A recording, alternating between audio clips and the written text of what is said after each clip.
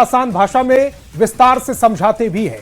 तो आइए सबसे पहले नजर डालते हैं आज की 4 बड़ी खबरों पर, जिसके बाद एक एक करके पूरी खबर की कहानी भी समझाएंगे। 2005 से 2026 तक नीतीश की यात्रा पहली खबर होगी हमारी। इसके पीछे की खबर क्या है वो भी आप तक पहुंचाएंगे। अगले सीएम से नीतीश जैसी उम्मीद पूरी होगी, यह सवाल क्यों उठ रहा है, इस खबर के मायने भी आप तक पहुंचाएंगे। सभी मुख्यमंत्रियों से क्यों बात कर रहे हैं प्रधानमंत्री नरेंद्र मोदी, यह खबर भी हमारी 4 खबरों में होगी। और अयोध्या में रामनवमी की भव्य तैयारी कैसी चल रही है, वो तस्वीरें, वो खबर भी आप तक होगी। शुरुआत करते हैं पहली और सबसे महत्वपूर्ण खबर के साथ। मुख्यमंत्री नीतीश कुमार की समृद्धि यात्रा का 5वां और अंतिम चरण आज संपन्न हो गया है। आज के आखिरी दिन जैसे लगा कि भावनाओं का ज्वार उमड़ पड़ा है। एक ओर लोगों ने नीतीश कुमार को बिहार ना छोड़ने की अपील की, तो दूसरी ओर मंच पर नेताओं ने जिस ढंग से सीएम नीतीश का अभिवादन किया, वो बताता है कि बिहार की राजनीति में नीतीश कुमार का कितना बड़ा कद है। सबसे पहले एक रिपोर्ट।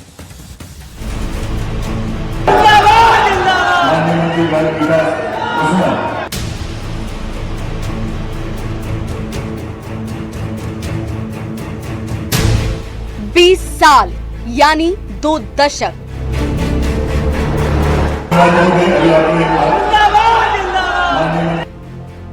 भारत की राजनीति में ये शायद पहला मौका होगा जब कोई नेता 2 दशक तक मुख्यमंत्री की कुर्सी पर रहे। उसके बाद भी उनके प्रति लोगों की भावनाओं का ज्वार ऐसे उमड़ा हो।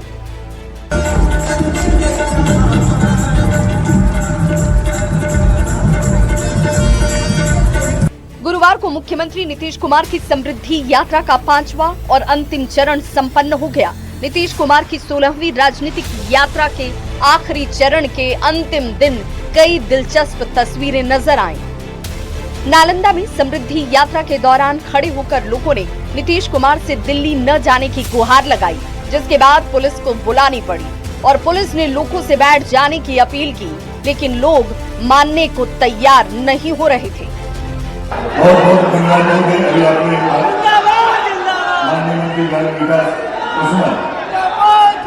यहाँ तक कि मुख्यमंत्री नीतीश कुमार जब सभा को संबोधित करने लगे तो भी लोग शांत नहीं हुए। वे नीतीश कुमार के संबोधन के बीच ही जिंदाबाद के नारे लगाते रहे।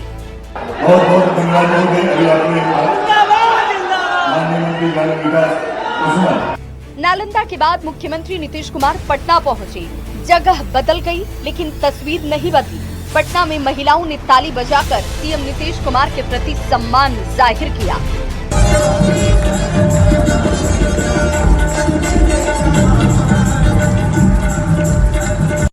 आम तो आम बिहार के बड़े से बड़े नेता के मन में नीतीश कुमार के लिए कितना सम्मान है, ये पटना के बापू सभागार में भी दिखा। बीजेपी के राष्ट्रीय अध्यक्ष नितिन नवीन हो या दोनों डिप्टी सीएम सम्राट चौधरी और विजय सिन्हा, सभी अपने संबोधन के बाद नीतीश कुमार के पास पहुंचे, झुककर उनसे आशीर्वाद लिया, उनका अभिवादन किया। नालंदा और पटना से जो तस्वीरें सामने आई वो बताने के लिए काफी हैं कि बिहार की राजनीति में नीतीश कुमार का कद कितना बड़ा है। न्यूज़ 18 के लिए नालंदा से रवि एस नारायण और पटना से आनंद अमृतराज के साथ ब्यूरो रिपोर्ट। तो चलिए खबर को समझते हैं, कैसे यात्रा के जरिए नीतीश ने लिख दी बिहार की विकास गाथा। सबसे पहले समझते हैं। इस सवाल का जवाब समझने के लिए 1990 से लेकर 2026 यानी अब तक की बिहार की राजनीति को समझना जरूरी है। 1990 से लेकर अब तक बिहार की राजनीति 2 ही नेताओं के इर्द गिर्द घूमती है, लालू प्रसाद और नीतीश कुमार। 1990 से 2005 तक के समय को बिहार में लालू युग माना जाता है, यानी 1990 से 2005 तक बिहार की सरकार पर लालू प्रसाद का प्रभाव रहा। भले ही लालू प्रसाद के बाद उनकी पत्नी राबड़ी देवी बिहार की मुख्यमंत्री बनी, लेकिन सत्ता पर नियंत्रण लालू प्रसाद का ही रहा। जबकि बिहार की राजनीति में 2005 से अब तक के समय को नीतीश युग कहा जाता है। हालांकि दोनों ही राजनीति करने का तरीका दोनों का बिल्कुल अलग है, बिल्कुल जुदा है। लालू प्रसाद यादव रैलियों के जरिए राजनीति करते रहे। 1990 से 2005 के बीच पटना के गांधी मैदान में कई बड़ी रैलियां हुई, जातियों वाले सम्मेलन भी खूब हुए, जबकि नीतीश कुमार लगातार रैलियों से लोगों का मन टटोलते रहे हैं। दरअसल साल 2005 में लालू परिवार को शासन को 15 साल हुए थे और तब बिहार की हालत खस्ता हाल थी और लोग परिवर्तन को बेताब थे। अपराध चरम पर था, जातीय उन्माद वाली स्थिति महसूस हो रही थी, निजी सेनाओं की धमक भी सुनाई दे रही थी। बिहार में कई नरसंहार हुए, आरोप लगते रहे कि अपहरण उद्योग के रूप में बिहार चल रहा है। यही नहीं, सरकारी कर्मचारियों को वेतन मिलना मुश्किल हो गया, यानी वेतन देरी से मिल रहा था। 2005 में विधानसभा चुनाव से पहले नीतीश कुमार यात्रा पर निकले, न्याय यात्रा के जरिए लोगों की भावनाओं को समझा और बिहार की जनता तक अपनी बात को पहुंचाया। यात्रा के जरिए नीतीश कुमार ने लालू परिवार को बिहार की सत्ता से उखाड़ फेंका। तब से लेकर अब तक नीतीश कुमार 16 बार यात्रा कर चुके हैं। नीतीश कुमार की 16वीं यात्रा के रूप में समृद्धि यात्रा का 5वां चरण पूरा हुआ है। अब समझते हैं कि कैसे नीतीश कुमार ने यात्रा के जरिए विकास की तस्वीर बदली। तो आपको सबसे पहले बताता हूं कि यात्रा के जरिए नीतीश कुमार की कुर्सी तक कैसे पहुंचे। 2005 में पहली यात्रा न्याय यात्रा के रूप में की गई।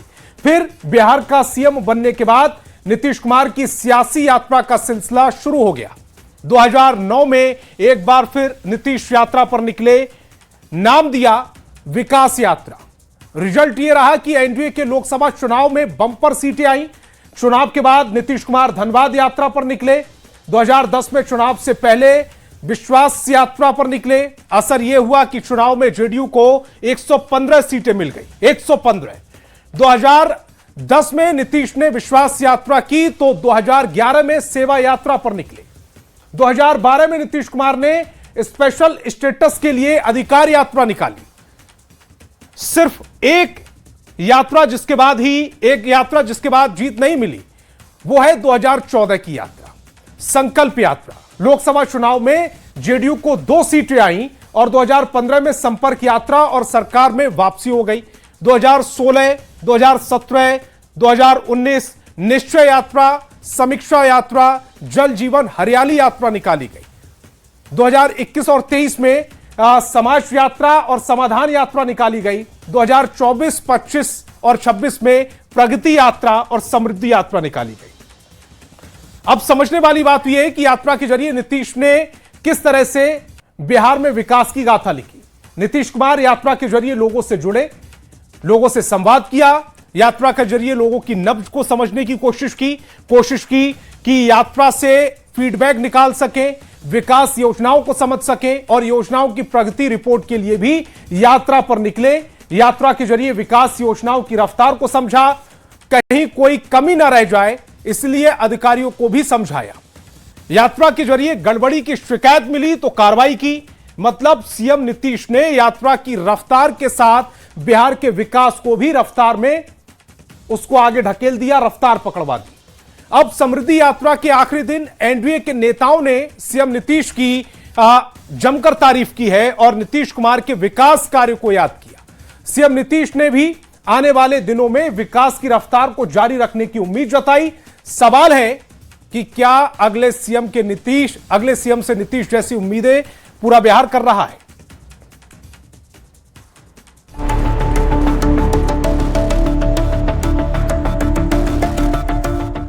मुख्यमंत्री नीतीश कुमार की समृद्धि यात्रा का 5वां और अंतिम चरण गुरुवार को संपन्न हो गया।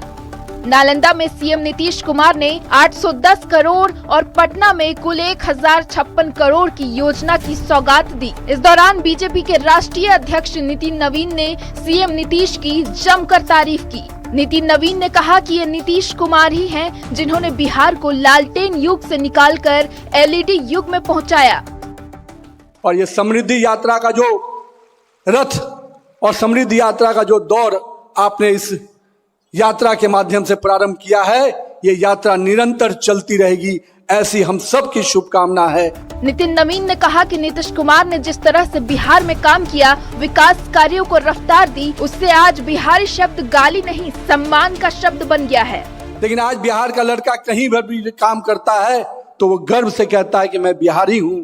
ये गर्व का क्षण आपने दिलवाया है, इसके लिए मैं तहे दिल से आपका बहुत बहुत अभिनंदन करता हूं, बहुत बहुत बधाई। माना जा रहा है कि बतौर सीएम नीतीश कुमार की ये अंतिम यात्रा थी, क्योंकि नीतीश कुमार राज्यसभा के लिए चुने जा चुके हैं और अब वे राज्यसभा के रास्ते केंद्र की राजनीति करेंगे। हालांकि डिप्टी सीएम सम्राट चौधरी ने एक बार फिर दोहराया कि आगे भी नीतीश कुमार के मार्गदर्शन में ही सरकार चलती रहेगी।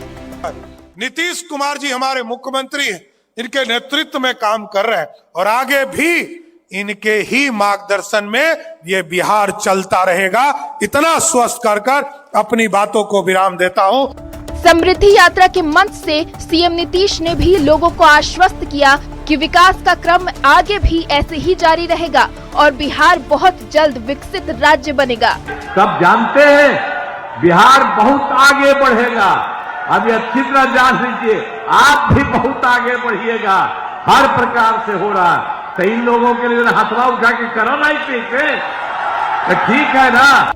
ये तय है कि बिहार में नई सरकार बनेगी, नया मुख्यमंत्री बनेगा, लेकिन बिहार की राजनीति में नीतीश कुमार ने जो बड़ी लकीर खींची है, उसके बाद सवाल उठ रहा है कि क्या अगले सीएम से नीतीश जैसी उम्मीद पूरी होगी।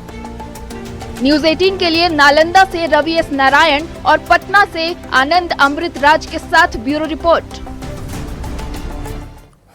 तो क्या अगले सीएम से भी नीतीश जैसी उम्मीद ही कर रहा है बिहार? चलिए इस खबर को समझते हैं। दरअसल नीतीश कुमार राज्यसभा के लिए चुने गए हैं और राज्यसभा के जरिए केंद्र की राजनीति में आ रहे हैं। खबर समझने वाली बात यह है कि अगले सीएम से नीतीश जैसी उम्मीद बिहार क्यों कर रहा है। नीतीश के केंद्र में जाने पर बिहार में सीएम का पद खाली हो रहा है। नीतीश के पद छोड़ने पर बिहार को नया मुख्यमंत्री मिलेगा। नीतीश कुमार ने बिहार की राजनीति में बड़ी लकीर खींची है। नए सीएम से बिहार के लोगों ने बहुत ज्यादा उम्मीदें पाल रखी। नए मुख्यमंत्री पर बिहार को नीतीश युग में ले जाने की जिम्मेदारी होगी।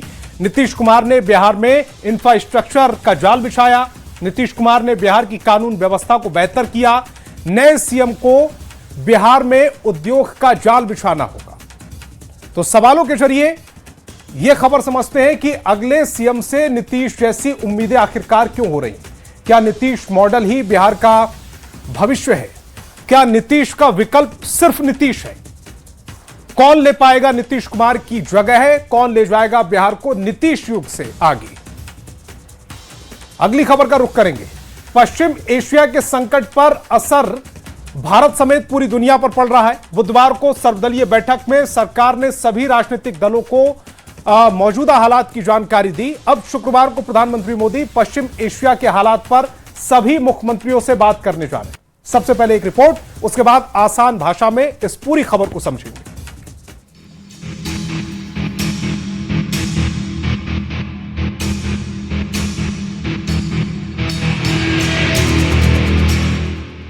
मिडिल ईस्ट में युद्ध से दुनिया में खड़े हुए ऊर्जा संकट के बीच प्रधानमंत्री नरेंद्र मोदी एक्शन मोड में हैं। संसद से पीएम मोदी ने जहां इस संकट के समय पूरे देश के एकजुट होने का आह्वान किया, तो वहीं अब पीएम शुक्रवार को एक बड़ी बैठक करने जा रहे हैं। पीएम मोदी शाम 6:30 बजे मुख्यमंत्रियों से बात करेंगे। वीडियो कॉन्फ्रेंसिंग के जरिए होने वाली इस बैठक में पीएम मोदी राज्यों के मुख्यमंत्रियों से पश्चिम एशिया के हालात पर बात करेंगे। प्रधानमंत्री सभी सीएम से टीम स्पिरिट की तरह से काम करने को कहेंगे। चुनावी राज्यों को छोड़कर बाकी सभी राज्यों के सीएम इस बैठक में शामिल होंगे। कल ही संसद में सरकार ने सर्वदलीय बैठक बुलाई थी। रक्षा मंत्री राजनाथ सिंह की अध्यक्षता में हुई इस बैठक में सरकार के सभी सहयोगी राजनीतिक दलों और विपक्षी पार्टियों को पश्चिम एशिया के हालात और उससे पैदा हुए संकट की पूरी जानकारी दी गई थी और बताया गया कि देश में पेट्रोल डीजल की कोई कमी नहीं है। उधर जंग के समंदर से निकलकर एक और जहाज राहत की गैस लेकर भारत पहुंच गया है। कतर से एलपीजी लेकर अपोलो ओशन जहाज बेंगलुरु पहुंचा है। इस जहाज में 17,600 मीट्रिक टन एलपीजी का भंडार है, जो निश्चित तौर पर देशवासियों के लिए राहत की बड़ी खबर है। Bureau report, news 18।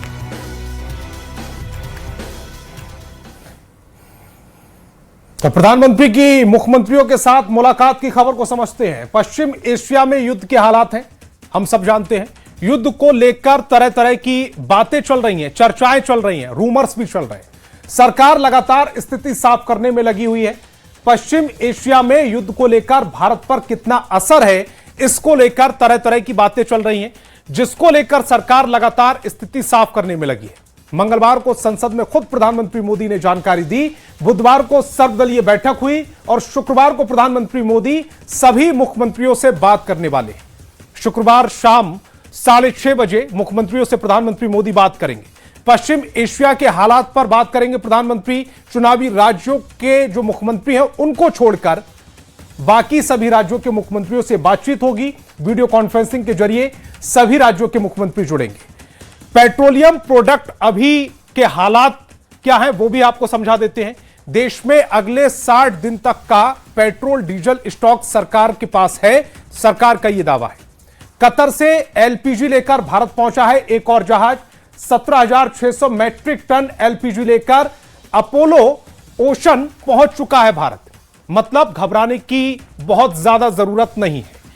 अब अगली खबर का रुख करते हैं। झारखंड में हाथियों के उत्पात से लोग परेशान हैं। आए दिन हाथी अलग अलग इलाकों में घुसकर जान और माल का नुकसान पहुंचा रहा है। गुमला और कोडरमा में भी हाथी ने बीती रात उत्पात मचाया और 2 लोगों को मौत के घाट उतार दिया। वहीं एक बुजुर्ग को कुचलकर घायल कर दिया। सबसे पहले एक रिपोर्ट देखिए। झारखंड में हाथियों का आतंक कम होने का नाम नहीं ले रहा। ये तस्वीरें गुमला के चैनपुर थाना क्षेत्र की हैं, जहां हाथी ने महुआ चुनने गए बुजुर्ग पर हमला कर दिया, जिससे बुजुर्ग गंभीर रूप से घायल हो गया। परिजनों ने वन विभाग को तत्काल इसकी सूचना दी, जिसके बाद वन विभाग की टीम ने घायल को सामुदायिक स्वास्थ्य केंद्र पहुंचाया। वन विभाग ने घायल के परिजनों को तुरंत 10,000 रुपए की सहायता राशि दी। कोडरमा में भी हाथियों का कुछ ऐसा ही आतंक देखने को मिल रहा है। कोडरमा में हाथियों ने बुधवार देर रात 2 अलग अलग जगहों में 2 लोगों को कुचलकर मौत के घाट उतार दिया। देखना होगा कि कब तक वन विभाग लोगों की परेशानी को दूर करेगा और इलाके में हाथी को भगाने में कामयाब होगा। न्यूज़ 18 के लिए गुमला से रूपेश भगत और कोडरमा से रितेश लोहानी की रिपोर्ट। तो हाथी बार बार रिहायशी इलाके में क्यों घुस रहे हैं और लोगों पर हमले क्यों कर रहे हैं, इस खबर को समझते हैं। झारखंड जल जंगल जमीन वाला राज्य है। राज्य के बड़े हिस्से में जंगल है। जंगल में जंगली जानवर भी रहते हैं। खास करके झारखंड में हाथियों की संख्या अच्छी है। समय समय पर जंगल कटते रह गए। जंगल कटने से हाथियों का जो आवाज था वो सिकुड़ता चला गया। हाथी रिहायशी इलाके में आते रहे और अब इंसानों से मुलाकात होती है तो कई बार ये हिंसक हो जाते हैं, उन पर हमला कर देते हैं। और इसी का नतीजा यह है कि हाथी लगातार इस तरह की खबरें झारखंड से आ रही हैं। अगली खबर का रुख करेंगे। अयोध्या में रामलला का जन्मोत्सव भव्यता से मनाने की तैयारी हो रही है। मुख्य आकर्षक शुक्रवार दोपहर 12 बजे रामलला का दिव्य सूर्य तिलक होगा। मंदिर में 56 भोग और विशेष पीतांबर वस्त्र अर्पित किए जा रहे हैं। लाखों श्रद्धालु इस ऐतिहासिक उत्सव के साक्षी बन रहे हैं। लाखों श्रद्धालु इस ऐतिहासिक उत्सव के साक्षी बन रहे हैं। दर्शन के लिए श्रद्धालुओं की भारी भीड़ को देखने के लिए विशेष व्यवस्था भी की गई है। एलईडी स्क्रीन लगाई जा रही है। अयोध्या के राम मंदिर में रामनवमी का पावन पर्व शुक्रवार को धूमधाम से मनाया जाएगा। रामनवमी के लिए श्री राम जन्मभूमि मंदिर को भव्य रूप से सजाया जा रहा है। चैत्र नवरात्रि की अष्टमी तिथि पर श्री राम जन्मभूमि मंदिर परिसर स्थित सूर्य मंदिर पर विधि विधान पूर्वक ध्वजारोहण किया गया। भगवान रामलला का सुबह 7 बजे से 11 बजे तक अभिषेक होगा। 11 बजे से रामलला का श्रृंगार किया जाएगा। रामलला को नया वस्त्र धारण कराया जाएगा। दोपहर 12 बजे रामलला की आरती उतारी जाएगी। आरती के साथ भगवान सूर्य रामलला का सूर्य तिलक करेंगे। 4 मिनट तक लगातार रामलला का सूर्य तिलक होगा। पीएम मोदी ने रामनवमी को लेकर शुभकामनाएं दी। पीएम मोदी ने सोशल मीडिया में वीडियो पोस्ट कर लिखा कि मर्यादा पुरुषोत्तम के जीवन से हर परिस्थिति का सामना करने की प्रेरणा मिलती है। रामलला के जन्मोत्सव के मौके पर देश विदेश से भक्त और श्रद्धालु अयोध्या पहुंचे हैं। राम मंदिर निर्माण के बाद से ही अयोध्या की अर्थव्यवस्था और मजबूत हुई है। Bureau report, news 18। सत्य और पराक्रम का संगम, दिव्य गुणे शक्र समो रामः, सत्य पराक्रम। और रामनवमी को लेकर पटना में भी भव्य आयोजन किया जा रहा है। पटना के डाक बंगला चौराहे पर शोभा यात्रा का आयोजन किया जाएगा, जिसमें देश के कई राज्यों से कलाकार शामिल होंगे। नितिन नवीन ने बताया है कि यह आयोजन 2010 से लगातार किया जा रहा है। इस बार भी लाखों राम भक्तों के जुटने की उम्मीद है। कार्यक्रम में नीतीश कुमार, राज्यपाल समेत कई मंत्री शामिल होंगे। अभिनेता अरुण गोविल और मनोज तिवारी भी इस कार्यक्रम में मौजूद रहेंगे।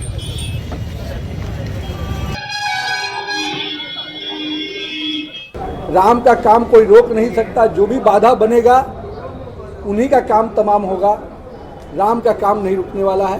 हम लोग प्रभु श्री राम के भक्त हैं और सभी भक्त मिलकर पटना की इस रामनवमी को उत्सव मनाएंगे और पूरे देश में श्री राम जन्मनवमी का धूम है और सभी यहाँ बंगाल में भी पूरे जोर शोर से रामनवमी की यात्राएं निकलने वाली हैं।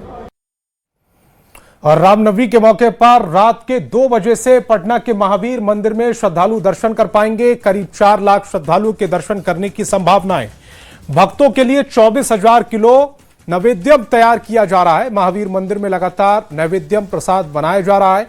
जायजा लिया है संवाददाता विनीता मिश्रा ने। रामनवमी की भव्य तैयारी पटना के महावीर मंदिर में हर साल की जाती है। लाखों की संख्या में जो श्रद्धालु हैं वो रामनवमी के मौके पर बजरंगबली के दर्शन करने पहुंचते हैं और ऐसे में श्रद्धालु सबसे ज्यादा नैवेद्यम की खरीदारी करते हैं। इस बार 24,000 किलो नैवेद्यम तैयार किया जा रहा है और यहाँ देख सकते हैं कि जो काम है वो शुरू हो गया है और आज शाम तक लगभग 12,000 किलो नैवेद्यम तैयार कर लिया जाएगा और पूरी रात भी नैवेद्यम तैयार किया जाएगा। और कल रामनवमी है तो रामनवमी के मद्देनजर 24,000 किलो नैवेद्यम तैयार करना है। लगातार काम चल रहा है। पूरी रात लड्डू बनेगा अभी? जी पूरी रात बने। कल रात से हम लोग चालू किए हैं। ये फिर आज रात भी काम चलेगा, कल भी पूरा दिन में काम चलेगा मैडम। 24,000 का एक टारगेट रखा गया है। कल 24,000 कंप्लीट हो जाएगा तो क्या उससे अगर श्रद्धालुओं की संख्या अधिक होती तो उसके लिए भी तैयारी है आपकी तरफ? जी उसके लिए भी तैयारी है। जैसे हम लोग का 1 घंटा में मैडम कैपेसिटी है 800 kg हम लोग जो लड्डू जो है तैयार कर लेते हैं।